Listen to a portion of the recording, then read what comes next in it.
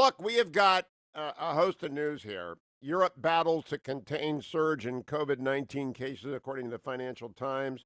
Wall Street Journal has a very long editorial on the world's COVID resurgence. People that had been successful aren't successful anymore. Sweden continues to have the death toll that it has because it just said to hell with the virus. We're going to go on living. The conclusion of the journal, and I think it's a good one, which is that governments have to impose some business and social restrictions to protect hospitals and the vulnerable, but lockdowns aren't a miracle cure, and that we're going to have to muddle along. Meanwhile, I have a Washington Post column on the front page at the landing page now. I told you about it yesterday.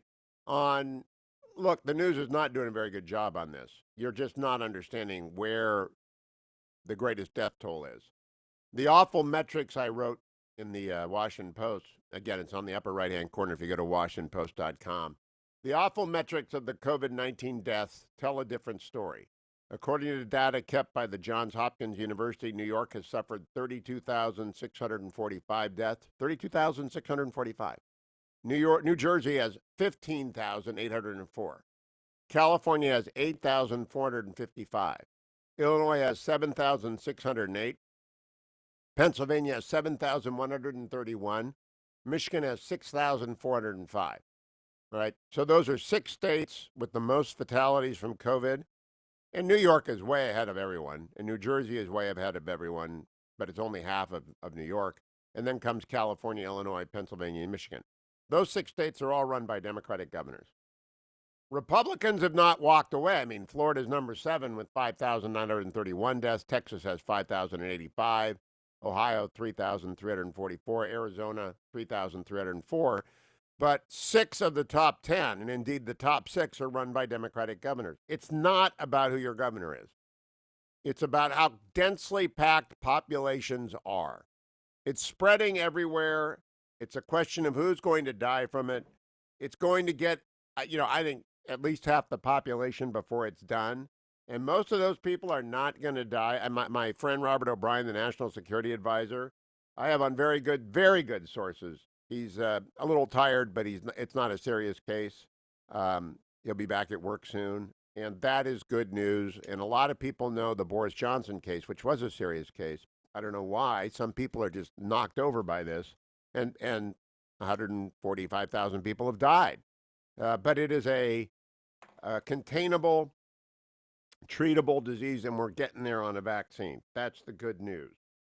Today, you will see the heads of the 4 biggest techs, Google, Amazon, Apple, and Facebook.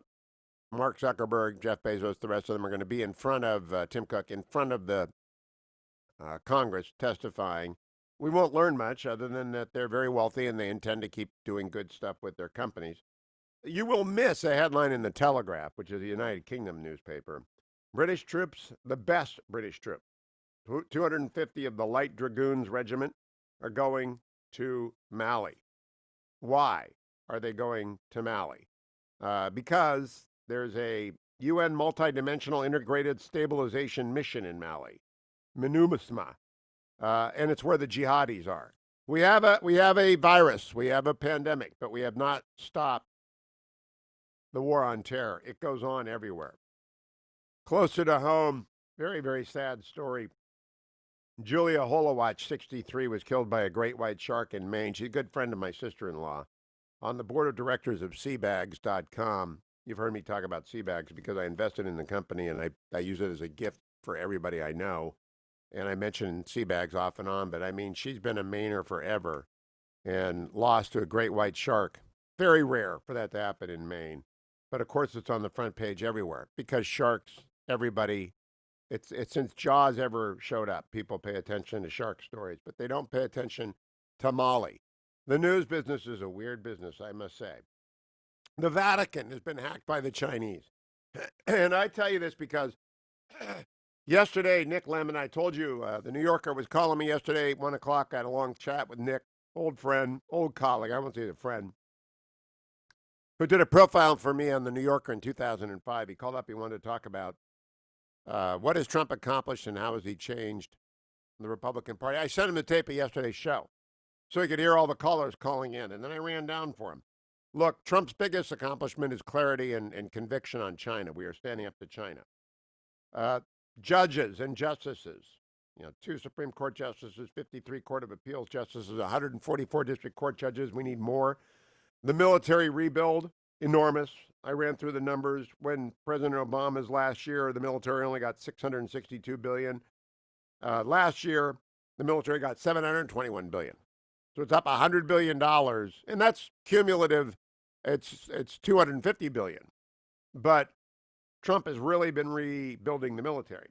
I talked about the deregulation, which allows people to do what they want to do and build businesses where they want to build them, about getting out of the terrible Iran deal, about getting out of the awful Paris Accords, about moving America's embassy in Israel to Jerusalem, about endorsing the Golan Heights annexation.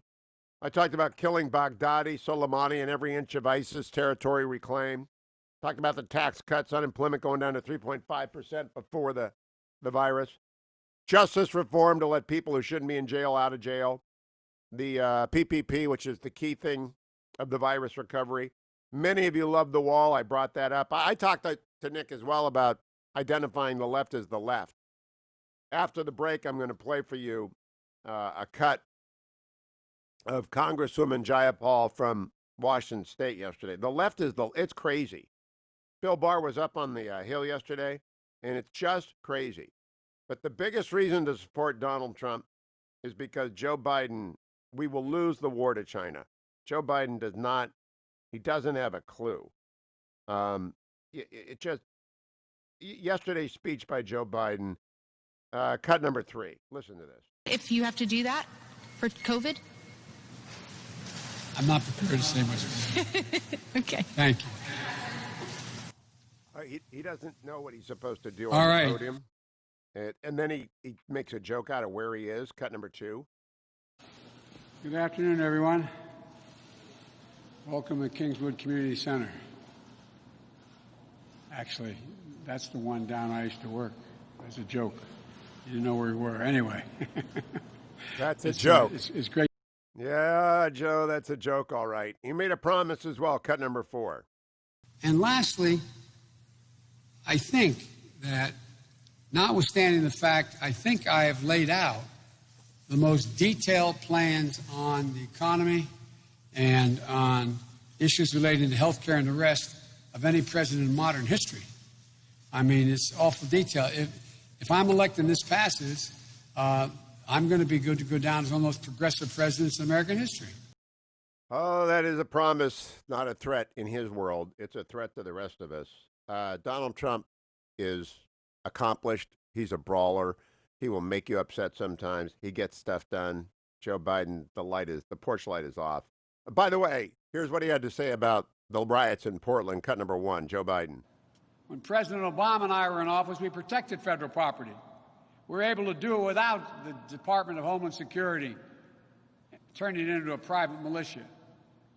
And it could be done today. But that wouldn't help Trump's political interest. He's determined to stoke division and chaos. It's not good for the country. But Donald Trump doesn't care. So, do you understand? The Department of Homeland Security is not a private militia. And Joe Biden is accusing Trump of inciting the rioters in Portland. All right? That's the upside-down world that Joe Biden would live in. It will be a disaster. This country will be unrecognizable after 1 year of Joe Biden. You think Portland's bad? Wait till you have Portland everywhere with Joe Biden. When I come back, Bill Barr dueled yesterday. It wasn't really a duel. It's not really fair. I mean, you could take all of the Democrats and allow them to play Jeopardy against Bill Barr, and they could work together and they could consult on their answers, and Bill Barr would still beat them. The Democratic Party was on full display yesterday against Bill Barr. And they, honestly, if there's a dumber group of Democrats anywhere in the United States, somebody send me directions there because I need the audio. Then the Democrats on the House Judiciary Committee. I'll be right back, America. Stay tuned to the Hugh Hewitt Show.